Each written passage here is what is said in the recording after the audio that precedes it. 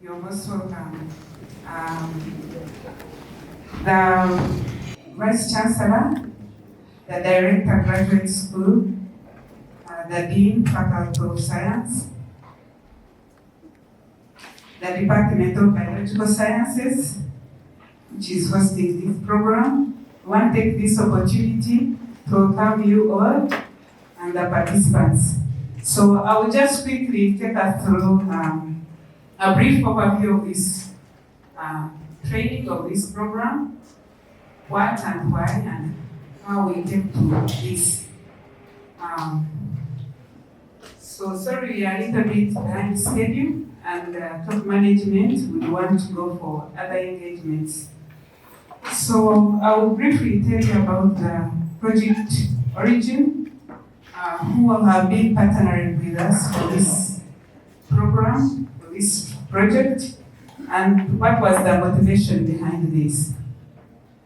So the project implementation organization in Uganda, we've been having a network for education and multidisciplinary research Africa, in short NEMRA.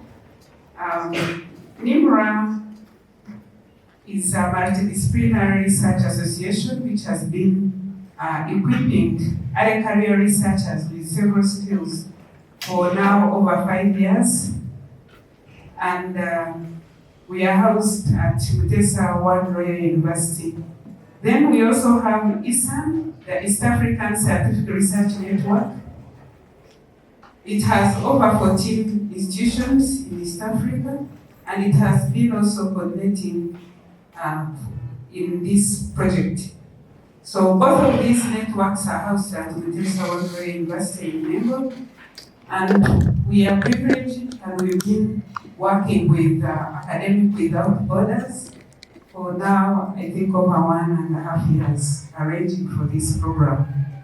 So briefly about these two organizations, we train and mentor early career researchers, and we've had several projects and several trainings over a very long time, of which some of you have been beneficiaries. Just last month, we held the first All-Africa Multidisciplinary Research Conference for Africa, and we had several participants from all over Africa. And this will be going over a long time, annually. And we want to see many of them researchers, masters, graduates at master's level, PhD level, all of them being able to finish their studies in real time, and also encourage the networking and knowledge sharing and research and innovation. Above all, also engagements and dissemination of research, and also engaging policymakers at all levels. So, maybe briefly about Academic Without Borders, abbreviated as AWB. You will learn more, I think, over these 5 days. We'll be with you, with the team here, coming from Academic Without Borders. Their mission is mainly provide quality higher education learning for everyone. And they have worked with around 36 countries, and they have over 260 volunteers, and have worked with over 87 universities and around 189 projects. So these are the volunteers before us.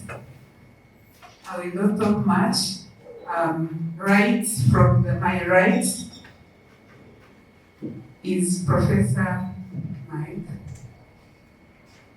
He's a Professor Emeritus from Carleton University.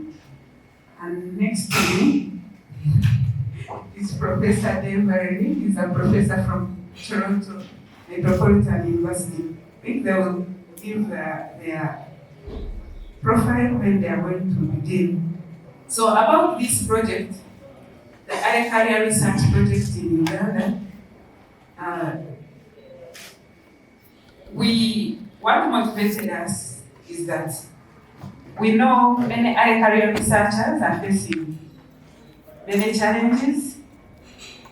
Many of them tend to work at the individual level, so we find their time to finish their research or engage in other engagements, research and motivation are limited. There is also limited skills. There is low academic profile, for example, the publications and networks. At the institution level, there are also several limitations, low funding, poor research culture. Of course, the mentorship is almost not there. And of course, that ends up bringing up the poor quality research. And of course, we have the poor quality research infrastructure. And as such, you find we do not engage the society and have meaningful research that informs society and policy. So, in fixing this gap, we thought of a needs assessment and then also providing special training and a sustainable mentorship and networking program. So that's how this program or this project came into existence. That's what gave birth to this program. So the key objectives of this project, Early Career Research Uganda project, I hope you now understand the abbreviation, is to determine the priority needs of research and development with regards to the components of academic writing and research management. We also want to design a training program that meets the identified research and development needs and also work with academic without borders volunteers to deliver an appropriate needs-tailored research and development training program, which we have started today. Yes. So we've been working for a long period of time, over 1.5 years. And on the Ugandan project team has been Dr. John Baptist Imokola, kindly stand up for recognition. I, Dr. Aisha Jabwe, kindly stand up for recognition. Myself, I was privileged to be part of this, and that's how I brought the project here in Chambogo. And happy for you. And then we have Dr. Norman Mukasa. He's an EASRN representative. Unfortunately, he now works in Germany, was unable to travel. And then Dr. Royce Natkunda, who is also a lecturer at University of Lincoln. Then we had some volunteers from Academic Without Borders, Freda and Collie. And then our volunteers who are before us, the visiting professors, you're most welcome, Mike and Dave. And we've been working with several university champions who were helping us here and there in mobilizing. And I want to begin by introducing Dr. Wilberforce. I don't know that he's already in the house. Then we have Dr. Frederick Ruja. I think he's not yet here. Then we had Dr. Medad Pinamasko from Barra University. I think he traveled, he said he would not manage. And we had Dr. James Wazima from Bugema. Then Dr. Pamela, Dr. Angela Nakpol from UCU. We had Dr. Judith Nagasha, the one who welcomed us and gave us that strong prayer. Thank you. And then Ms. Nagawa Goretti. So I will just invite Dr. J.B. Mokola to quickly take us through in like 2 minutes, and then we end this program on the approach and the design of this program. Thank you. Good morning, everybody. It's a pleasure to see you. Now, just to give a brief about how we got here. We've been working in different phases. So we started, the first phase was the needs assessment. So we actually carried out a survey, and before the survey, we had to do some research and some studies. And then we developed a survey tool. We developed a questionnaire, which we administered to early careers in the different universities in the country. And probably some of you were respondents to that survey. Now, after that, the second phase was that we have an intervention, because it's not enough for us to just do a study and find out what is the problem and then we leave it at that. Now, in these pilot sessions, we had module selection, of course, relying on the data that we got. So we asked ourselves, where should we put focus on? Because there were many issues. Julie has mentioned some of them. And there were diverse findings, with some of which we are going to look at. So, results of the assessment, for example, so that was our methodology. We'll share this with you. So we're asking for different things. Now, in terms of the overall results, some of the things that we realized where the gaps were, according to the study, the key areas were, first of all, on quantitative methods and qualitative methods, as well as theorizing. Many of you who participated in the study raised issues of using quantitative research methods, qualitative research methods, as well as theorizing. So generally, the issue of research methodology. And then the study also showed us that the issues with institutional funding and the early careers needed support on how they can identify upcoming funding opportunities, as well as the skills in grant writing. So many early careers say there is a problem there. And then the last one was the element of time and pipeline management. So protected time, this was the issue. Prof is not recording, so I'm going to mention it. Many of the early careers say the universities are not giving them time to grow. There is no protected time to do research, to publish, and to improve themselves. Most of the time teaching, now you have to teach this, teach that. The other colleague is sick, can you teach that one also? And then there is internship supervision, and then invigilate exams, and then research exams, and then I don't know. As well as research pipeline management. The early careers told us that many of them do not have the skills to manage the research project, the research process, but also issues of funding. And then there were also areas where the weaknesses, but were not so important from the findings, and that was the issue of dealing with editors and reviewers, finding research assistants, the data management, as well as recognition. So you realize that from the modules that we worked on with the volunteers, although we paid a lot of attention to the top ones, the second layer is handled a little bit, and you will find it in the modules. And then there were areas where many early careers say we need to improve, we need to support them to get better. So issues like journal access, literature search and gaps, trends in the research field, project design and management, software tools, and research partnerships. So now, after that, we started to work on the interventions. What can we do? And this is the first pilot session that we are running. So the idea is that after identifying the gaps, we said, what do we do? Let's develop modules for the trainers.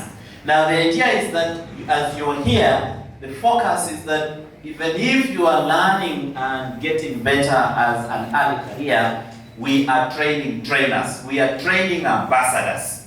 So after this, we expect you to not just sit and listen, we expect you also to give feedback towards improving these modules, but also to say, when you go back to Bugema, when you go back to Busitema, when you go back to Bishop Strand, when you go back to Barara, when you go back to UCU, are you able to support early careers there as well? So it's not just the early careers, but we want you to be trainers. So this is the first pilot session that we are running, and we hope that we will have very many more of those. And so after that, these are the key areas that we identified for the first session. So one of the key areas was to do with partnerships, and we'll be talking about partnerships today.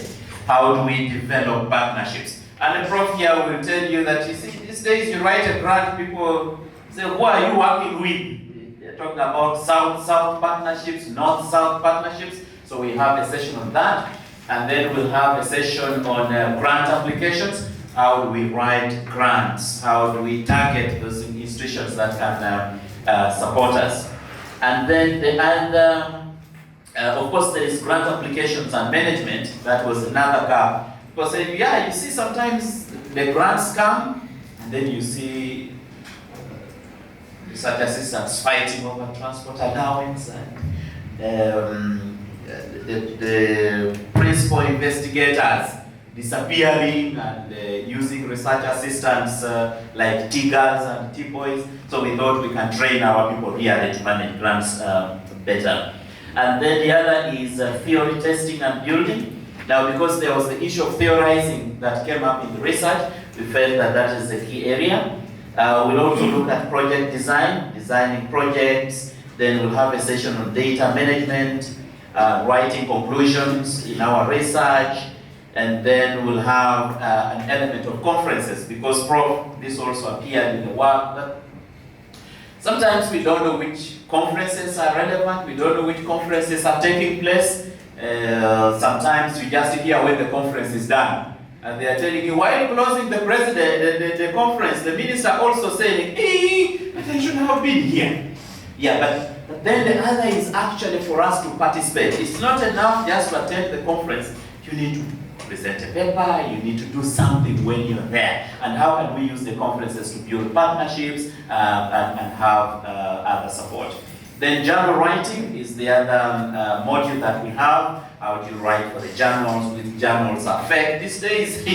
I've told Izul with that problem. People tell you, you give me some money, I know we're going to publish your work in 2 days. And then it is published, and then you slaughter your chicken. And then when you're asking for promotion, the professor says, wait a minute, but this paper of yours. So we are going to have a chat around that. And then the publication process that is related. And then we'll also look at the element of time management. It came up very, very clearly in the findings that the issue of time, sometimes we get overwhelmed. I called most of you to confirm if you are attending this training. And yeah, profit was still there. Now, you say have a colleague defending. Their exams is starting, I am supposed to invigilate. But now I am representing my team the other side. I have not finished teaching. So how can we manage our time as early careers to ensure that we are actually productive? And then the element of raising your profile. We are not developing people to create chaos here and overthrow the administration of the university. But we are saying that we want to see early careers raising their profiles in terms of publication, in terms of international recognition, so that it's not enough to... one of my professors was saying that some of us are becoming teachers. We are like primary school teachers. We wake up in the morning, go to class, teach, go back home and sleep. Wake up in the morning, come back and teach, go back and sleep. 2024, 25, 26, 27, as the grave gets closer. And then the issue of contributing to the academy, this was also a gap. How do we contribute to the academy? It could be reviewing papers, it could be publishing, beyond just the teaching. And then managing careers as well is one of the modules that we are going to look at. How do you manage your career as an early career academic? There are areas where you might need to change a little bit, go interdisciplinary, try to learn a new skill, so that we can stay relevant. And then on the last day, we will have a session on sustaining the ECRU initiative. So we'll just have a chat on the last day and say, okay, we've been here for 5 days, we have discussed all these things. Where do we go from here? And Prof was as well very clear on this. The volunteers have been very clear on this. They are telling us, you see, yes, we have come here, we are working together, this has been a collaborative approach. But then they are saying, after that, we need you to run this. We need you to run the show. We need you to carry your own cross and follow the academic one. Not necessarily Jesus this time, but yes, the one of academics. So we'll have that conversation, and we really want to hear from you. What ideas do we have? How can we sustain this? How can we, after Chambogo, is there another place where we can go to together and support one another? So that's where we'll be looking at scaling up and looking beyond this week. And then, by the grace of God, we hope that in these 5 days we are able to, one, contribute to ourselves as individuals, individuals as early careers so that we can improve. 2, improve our universities. How can we improve their research output? How can we ensure that there are many publications coming from the universities? How can we support our leaders to ensure that we support early careers? And lastly, I am also a nationalist in a way. We need to build this country in whatever responsibility we are in. So whether it be research or publishing or writing a grant or teaching someone, we have a responsibility to build this country for our own good and for the glory of God. Thank you very much. Good morning, ladies and gentlemen. I'm here just to say a few things.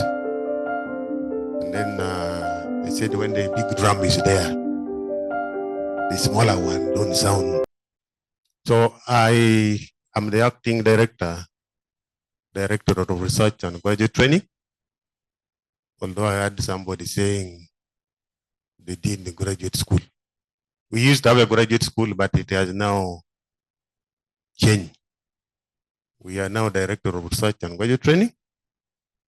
So first of all, I want to welcome our visitors all the way from Canada. That means you value us. And I'm sure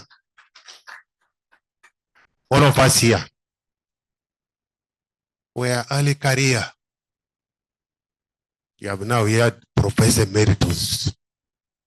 He should be resting, but he has decided to come here. What do you think he has come here to do? I'm sure he will be happy that one time I was in Uganda. Emokola, I will call you Emokola. One time I think you used to broadcast in some TV. Everybody used to tune Emokola. Then you disappeared. I don't know whether that is the same Emokola. So if he's the one, I'm very happy for you because I'm sure from your word, this job we come here to do, nobody forced us to do it. I keep teasing our colleagues of Kiambogo here. I've not even seen them. I don't know how many of you are there from Kiambogo. The job we do here, nobody went and looked for you to come here. But you say, let me go to Kiambogo and work. So if you have come to work, this is protected time, you will not find it. You must learn how to multitask. The Vice Chancellor is here, I will tell you, if you will want that time, nobody will give you that time. The mandates of university are 3. I normally represent it with a triangle. When we were in primary school, there were, I think, 3 types of triangle. I don't know how many of you still remember that, but there's one which have equal sides, which I think that is where the mandate of university comes in. The university is supposed to teach. The university is supposed to do research. The university is supposed to engage in community outreach and engagement. So if you don't factor that in your time, you will never grow. You will join as assistant lecturer, you will retire as assistant lecturer. Because many of us here, there is what we call arrivalism. When you have got a PhD, you think you have arrived. There are 2 ladies here, I've worked with them. That's the beginning of your problem. Because if you don't have that extra title, nobody bothers about you. But the moment they hear Dr. So-and-so, the expectation rises. So this protected time, nobody will give you. It is you to make sure you get out of the crowd. And how do you get out of the crowd? You must sacrifice the comfort. Because if you want to be comfortable, then don't complain. Nobody will give you that time. The Vice Chancellor is here. We have been here for some time. We have struggled with some of you here. I've been a dean. I've been head of department. Now they have put me in this directorate. I used to tell my colleagues in the department, once I was a boy, one time they asked me somewhere, who is the head of department? Because I was very insignificant. There's even nobody here I can compare myself with. And to make it worse, I was putting on a short sleeve shirt. So everybody in top management was asking, who is the head of department? Where is the head of department? But I would stay there for 3 years. So I would tell my colleagues, I said, you know what? This is a university. Forget about the former days of high-tech.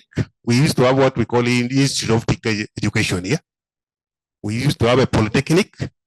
We used to have what we call Institute of Special Education. I told them, forget about that. The university is now asking us to compare ourselves with other universities. I think that is where the word comes from. The university is universal. That's why these professors, they have decided to come all the way from Canada. What do you think they are coming to do? They are coming to preach the same message which they have in Canada. Isn't that so? If they were not going to bring the same message, I don't think we needed them. But they have come to say, let's go and see what is there, see whether we can tie what they call a loose end, and then we make them move. So you are here. At the back of your mind, put those 3 sides of the university at your mind. And then 2, your PhD will not take you anywhere if you don't work and make yourself seen. The jokes normally is 2. They said the word PhD, when you define it, 1 is permanent head damage. The second is permanent head development. So those guys who have arrived, their brain is damaged. They will always assure you, don't you know I'm Dr. So-and-so? When you don't call them Dr. So-and-so, you're in trouble. I used to have a colleague, he has now retired. He would assure everybody, I'm Dr. So-and-so. Have you forgotten?